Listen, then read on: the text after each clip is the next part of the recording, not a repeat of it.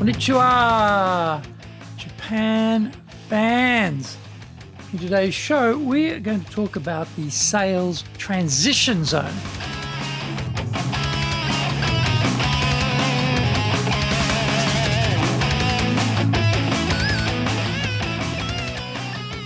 So let's get going. This is the fourth year of the Sales Japan Series podcast, and we are broadcasting around the world from the Beverly Hills of Japan, Minato-ku. It is Chic Central. I'm your host, Dr. Greg Story, your corporate coaching and training guide committed to your success, the president of Dale Carnegie Training Japan, the best-selling author, Japan Sales Mastery and Japan Business Mastery, and my new book, Japan Presentations Mastery, will be released shortly. In this podcast, I want to help you to survive COVID-19. Don't forget to subscribe and share this podcast with your family, friends, and colleagues. We are not being sponsored by Libsyn, but we value your privacy, which is why we have our podcast hosted by Libsyn, who, unlike many other podcast hosts, have a strict policy that does not allow access to your private information by anyone. Here is our daily podcast lineup on iTunes. Mondays, the Cutting Edge Japan Business Show. Tuesdays, the Presentation Japan Series. Every second Tuesday, the Business Tatsujin no Oshie Show. Wednesdays, the Sales Japan Series. Thursdays, the Leadership Japan Series. And every second Thursday, the Business Pro Podcast Show. Fridays, the Japan Business Mastery Show. And Saturdays, Japan's top business interviews. This is episode number 252. Today we're talking about how to own the sales transition zone. New clients are so demanding. They want to hear what we have to offer and quickly find out how trustworthy we are. They don't want to be wasting their valuable time either. This can trigger some bad choices, though, for salespeople. Remember that the client playbook is not our playbook. We shouldn't fall into the trap of tracking along their preferred path. We have our job and they have their job, and both are highly specific. So we had better master ours if we want to really help our clients. There is a transition zone in sales, which is a make or break moment for salespeople. The new client doesn't know us, and we don't know them. Online or in person, there will always be some degree of small talk. By the way, Western versions of this small talk can be microscopic. I was reminded of this in a meeting with a Western president of a national company here. I had barely gotten out a few words of small talk when he hit me with the directive. Okay, let's get straight down to business. After working here for so many years and adjusting to the Japanese style, I was a bit shocked. I was thinking to myself, oh yeah, that's how things are in sales in the West. What is going through the mind of the buyer? In most cases, it will be, how much is this going to cost me? They are fixated on price. In sales, we are thinking about the value trade for the price impost. From the outset, we are speaking two different languages. We need to address that gap right at the start and set the tone for our salesperson playbook version of how the meeting should run. After the initial pleasantries, we should outline the meeting agenda. We will mention why we are meeting, just to confirm we are both clear about how our time is going to be used. It might be, I appreciate Suzuki-san introducing us. She thought there might be some mutual benefit to meetings, so let's use our time together to explore what that might be. I thought we could look at what we do and how this may help you. I'd like to better understand what types of solutions you may need and see if there is a match between what we have and what you need. Are there any other items you'd like to discuss today? This is a nice start which gives them a basic direction for the meeting and also the chance to specify the direction so that they don't feel we are hustling them in any way. We should be careful with how we explain what we do. It should be well structured but sound unstructured. Using my company as an example, I would begin. We are global soft skills training experts who've been here since 1963, and we specialize in sales training in Japan. This brief sentence has 4 clear USPs, unique selling propositions, efficiently loaded into the opening. 1, we are delivering our training all around the world, so that means we are successful as a training company and have both scope and scale. 2, unlike our domestic competitors, we are bringing world best practice to Japan. 3, we have been here nearly 60 years in Japan, so that means we have stood the test of time and have a solid track record.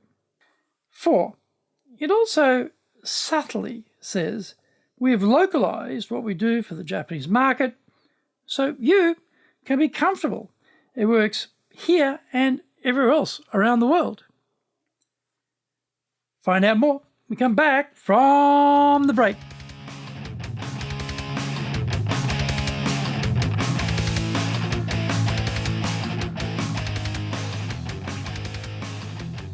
Our show today is brought to you by our public programs, but we also do custom-made in-house classes. Now, we do them in our super safe classroom, we do them live online, and we do them in Japanese, and we do them in English.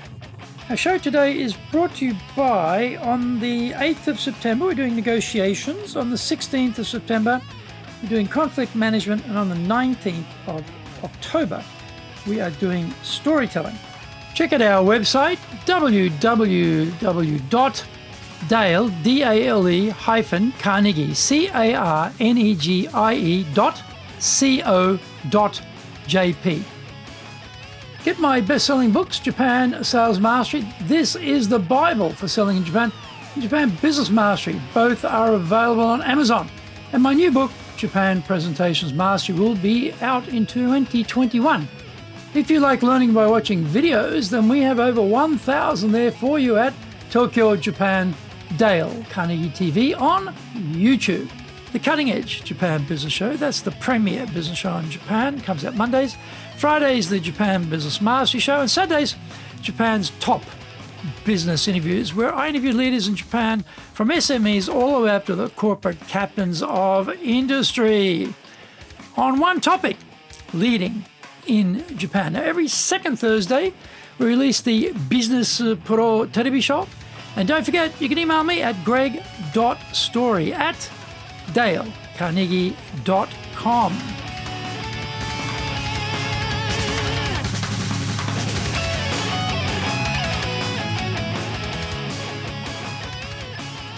Welcome back. Next, I would say, recently, we delivered some sales training for a company in your industry and had outstanding results. We measured salesperson confidence and it went up by an average of 40%. And they told us their sales revenue is increased by 18% in the first 6 months after the training. Here, as salespeople, we must bring strong proof that what we do works. We are noting a company similar to them, so the results are relevant for the client. The confidence increase and the revenue numbers are real numbers, which they can believe are true. By the way, if you are inclined to manufacture these types of results out of thin air, don't do it. Your credibility will go to zero. Think about it. What are the chances of a long-term relationship being built on a lie? Remember, and this is key, you are not here for a sale. You are here for the reorder. Now we deliver the piece de resistance. I don't know if we could get the same results for you or not, but in order for me to understand if it is possible, would you mind if if I ask you a few questions? This is no pressure sales at its best, which is what works well here in Japan. We have remained in control. We have been following our defined structure from our salesperson playbook. First, we explain what we do, who we have done it for, what were the results, and then we deliver the request to ask questions. None of this is in the client playbook, by the way, which is all about, is this too expensive? I absolutely cannot understand how you can talk price if you don't know what they need. We just can't do it. We need to get permission to gently interrogate them about all the defects in their people and their company, all of the shortcomings, all of the dirty laundry they do their best to hide from the market. This transition from pleasantries to pleasantly grilling the client on their horror show is a critical phase, and it is our salesperson job to do this in a masterful way. If after all of this we discover we actually can't help them, then don't try and force the square peg into the round hole. Gently tell them, this isn't a match, and go and find someone you can help. No sale this time, but no damage to your personal brand either. In fact, your honesty has further burnished your reputation in the market. By finding a new client who is a match, you are now spending your valuable time where there is a higher likelihood of a positive outcome. If we want to succeed, we must be in control of the sales conversation and be operating from our playbook.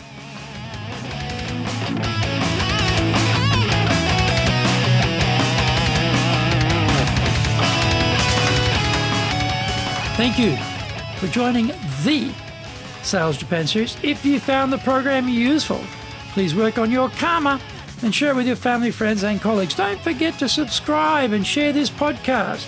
Immediately apply what you've learned today, use it, and go out there and survive. Remember, I'm your corporate coaching and training guy in your corner, committed to your success here in Nippon.